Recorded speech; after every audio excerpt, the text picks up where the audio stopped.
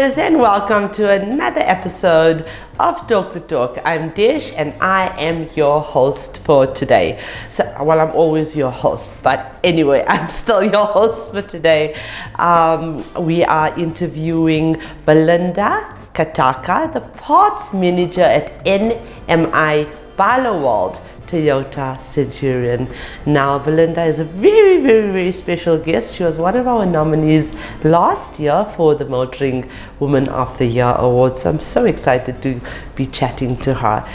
Belinda ensures that the parts department of her dealership runs smoothly by closely monitoring inventory levels and paying attention to the smallest of detail. She is an asset to her department, and with years of experience in her field, she ensures that processes are executed proficiently. So let's welcome Belinda, and as always, this interview is proudly brought to you by Sariti Solutions.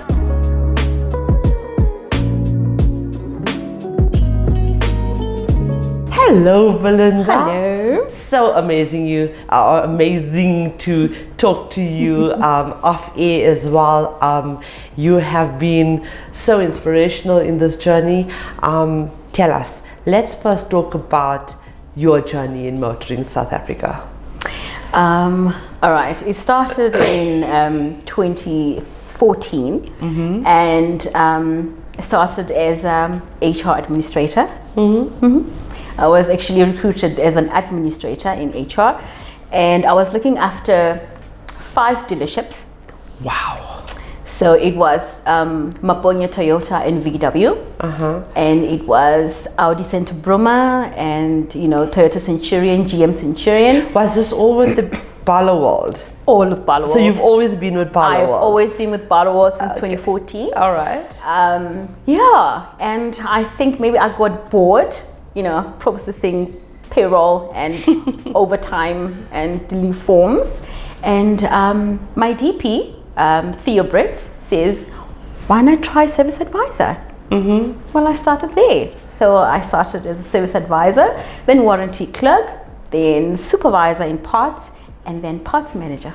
Wow. And tell us more about Mr. Theo Brits, Yes. and his dealership and your brand. Well, he's a very interesting man, very thorough. He wants this now, and he will explain why it's not done.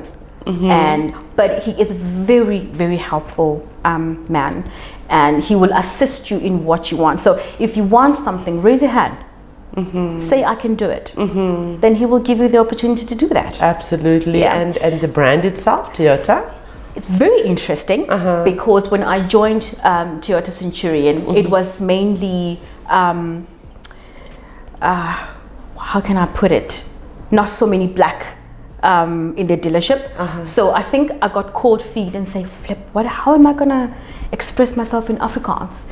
I thought as if, what am I gonna say? Yes. But I'm like, I'm gonna do it. It's a computer, it can be done. Yes. So, and they're warm people. Obviously, they are funny, other people that you can get, in connection with. There's other ones that are difficult, but you work around through the difficult ones. So I got to experience the different personalities, and they were big men, and and I like I said, I got cold feet in expressing myself in Afrikaans. Right. But then I had to learn. I get you, girlfriend. I get you. had to learn. Same WhatsApp group. But let me just say that it is, and it's a challenge for a woman of color, to enter the industry. But I mean, you are proof, I am too, that it can be done. And that should not be a negative impact on you wanting to achieve what it is that you want. So in terms of your role as parts manager, which is few and far between, and that is what we are endeavoring to overcome. We want more women in after sales. You are a representative of I can do it, or you can do it. So what do you actually enjoy most about your role? What does it entail? The parts manager, it's in my department. I look after 24 employees. And when I started, it was difficult in a way because I couldn't understand what is an oil filter, or what was a gasket, or a clutch kit. But my team, it's awesome. I don't know how to explain how they initiated me in the role. Learning about warehouse, learning about the sales executive, how to put parts orders, how to return parts. I had to learn. Yes. It's not like I have to do it, but it's a must do. Right. And my team I never really left my HR role. So whatever that I was doing, I need to remember that I'm looking after these people. Yes. But still I have a role as a parts manager. I look after 24 people. I still need to teach them how to process their own things. When they ask about their provident fund, I'm always there. Wow. So the relationship was always there. So at the dealership right now, we have about 100 employees. Wow, it's a big dealership. Yeah. Hey? And wow. You'll be surprised, Desh, I know all of them. I know all of them, all the departments, because they still come to me and ask for help. My leave this, and then my overtime that, and then I still do that. But I am the parts manager. And I guess that's why after your nomination last year, you've been poached 4 times. It's not just your capabilities, it's your knowledge too, it's your personality. Well done. Yeah. Well done. People are recognizing that. But who has been your inspiration? Has there been some mentors in terms of grooming you and guiding you through this process? Because many women out there are wanting to be in the after sales division of motoring, and they maybe not sure, like you were not sure. Are there people out there that can inspire them? Yes. So for me personally, it's women in general. The women who are fearless, the women who are go-getters. Regardless of how many times you pin them down, they will always get up. And when I got to the parts department, I learned that Ashley, who was here, Ashley Mokane, right? she was standing in parts manager before my time, and she can tell you now, I always SMS her, Ash, what am I doing here? Right. What am I doing wrong? Oh, she's such a dynamic woman. She'll always, even if she's at home sleeping, she will say, do this, go there, do that. Oh, wow. So it's one person that I can go to right now and says, I need help. Yes. So it's one of those women who will not look at your hair and laugh at you. They will get up and say, B, let's do this. This will work. Yeah. So Ashley helped me a lot. Oh, that's amazing. And one other person is Mersha. I got to meet Mersha and... Is it Marsha? Mayaba. Oh, Marsha Mayaba. Marsha. Okay, that's my partner. So Marsha will ask you, what are you doing from here? Okay, you went to school, you did this, what now? What do you want to do? And when I was a parts supervisor, she said, well, you're going to go up from here, right? I'm like, yeah. And yeah, then it happened. Yeah. So she said, you're going to be a parts manager. Love it. She's amazing. Yeah. Is there anything that you would have done differently in your journey? I don't think I would have. But mostly when I got to the department, I'll use that again, I was afraid of asking enough questions. So because I thought, now because I left HR, the talks outside will be, well, Belinda was demoted, or she's a service advisor, and then and asking questions was a lot of what do people say? Or she doesn't know. Well, of course she doesn't know. She's from HR. So what does she know about the parts? But then I got to meet people like Ashley. I got to meet people like my sales guys and then the warehouse people, and take it from there, one day at a time. Absolutely. It's a computer, it doesn't talk. You talk to it. What about your reason for wanting to be part of our movement and being this contributor in terms of women empowerment in the motoring trade? What's your reasons? Well, it's not a difficult one. It's women can do it.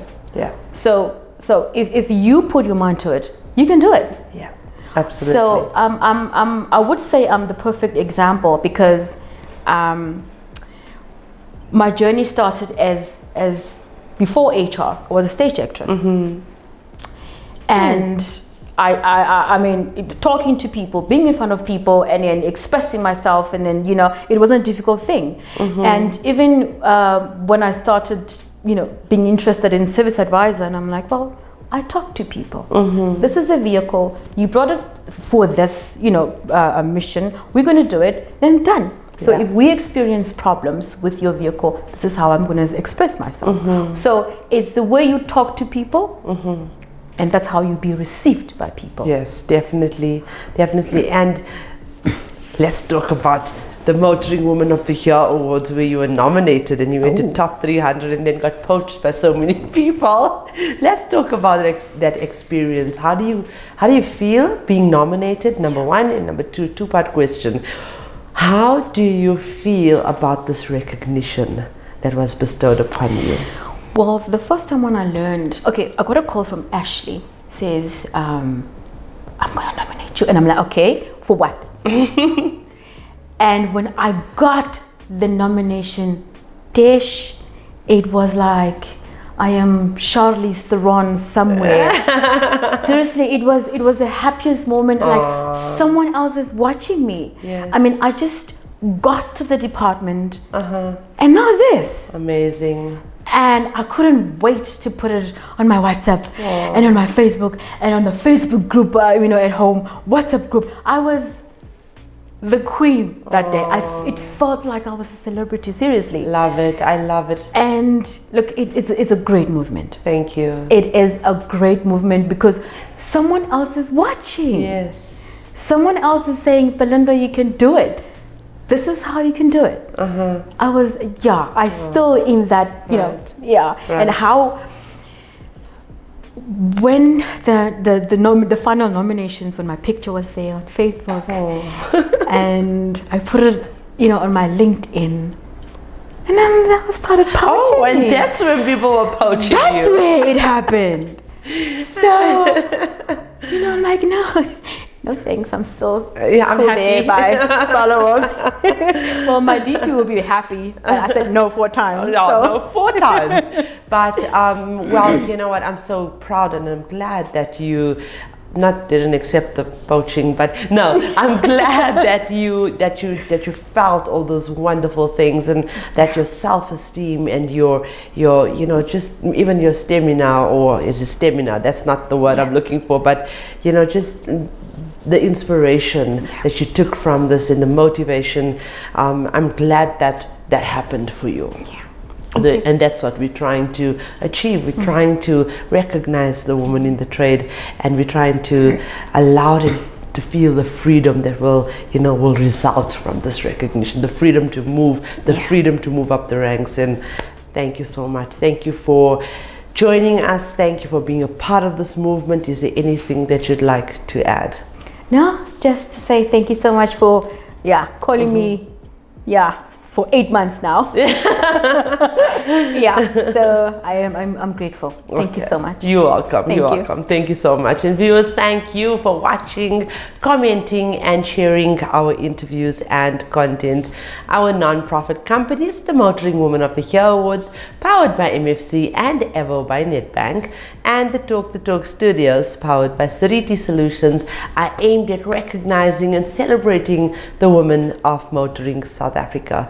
We are not just telling stories, we are changing lives.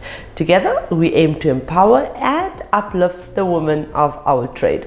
And for those of you that are searching for your new ride, please visit www.auto.evo.africa. We have thousands of vehicles on sale for you to choose from, and we only advertise on behalf of reliable and trustworthy MFC accredited dealerships. This car listing portal is incredibly user friendly, and you can also find vehicle reviews and car maintenance tips and advice, all courtesy of Talk the Torque Studios. So ladies, motivation is essential for good leadership, and I'm sure that Belinda is an advocate for that. She's an example of that. She's always, you can see from her personality, motivated and inspired, and it's very important to have those character traits. Leaders have a lot of responsibilities, but one of the most important ones is motivation. If a team isn't motivated, their work will suffer. The leader needs to rally everyone, provide encouragement, and keep them motivated through good times and through bad times. Leaders need to study the best ways to motivate a group and avoid strategies that aren't as effective. Please be the leader, be the example that you wish to see, be the change that you wish to see, and just be that person that people feel comfortable to approach. Have that open door policy. It is so important that your employees, that your staff, that the people around you feel comfortable with and safe around and secure. And on that note, always remember that the question should never be who's going to let me. It should always be who's going to stop me.